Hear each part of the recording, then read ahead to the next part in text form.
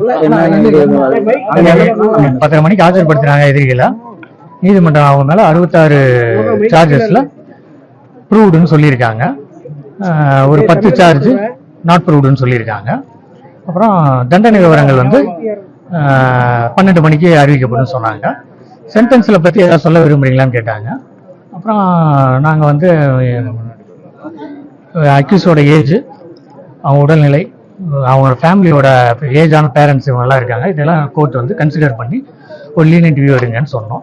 Court நான் 12 மணிக்கு தண்டனை விவரங்கள் அறிவிக்கும் போது அதை நாங்கள் பரிசீலனை பண்றோம்னு சொல்லியிருக்காங்க. அரசு தரப்புல என்ன மாதிரி சொன்னாங்க? அரசு தரப்புல மேக்ஸிமம் பனிஷ்மெண்ட் கொடுக்கணும் நாங்க.